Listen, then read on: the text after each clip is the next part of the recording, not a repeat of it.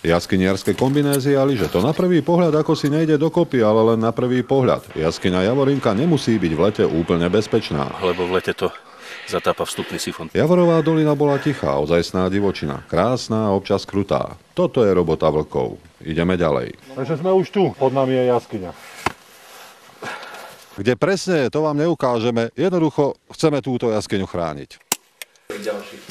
Sme dole. Ďalší dôkaz, že je jedno, kde v Tatrách ste. Nadzemoví pod ňou sú krásne. Žiadny sneh, pohoda. Javorinka je jaskyniarsky skvost. Je tu všetko. Priepasti, steny, fosílie jaskyného medveďa a má aj obdivuhodné parametre. Tým, že sa minulom roku zameralo najvyššie miesto objavené, tak sa dosiahla výška 477 metrov, čo je vlastne druhým miestom v rebríčku najhlbších jaskyň Slovenska. Hlbší je už len Starý hrad v Nízkych Tatrách. V jaskyni sú vlastne 3 vodopády. Voda je tu všade prítomná. Jaskyňu robí krásnou, ale i nebezpečnou. No, keby sme tu boli na jar, tak sa tadiaľto valí voda a budeme prechádzať sifónom, ktorý má názov Cerberus. Trojhlavý pes, strážiaci podsvetie, by sa tu cítil ako doma a v podsvetí si jaskyniarov aj na chvíľu nechal. Toto všetko bolo zatopené. Na druhej strane 11 jaskyniarov, ktorí sa nemali ako vrátiť. Prešla sobota, nedeľa. Prví potapači k nám dorazili niekedy v pondelok ráno. Prežili a objavujú ďalej a objavovali sme aj my. Takže sme pred prvým vodopádom.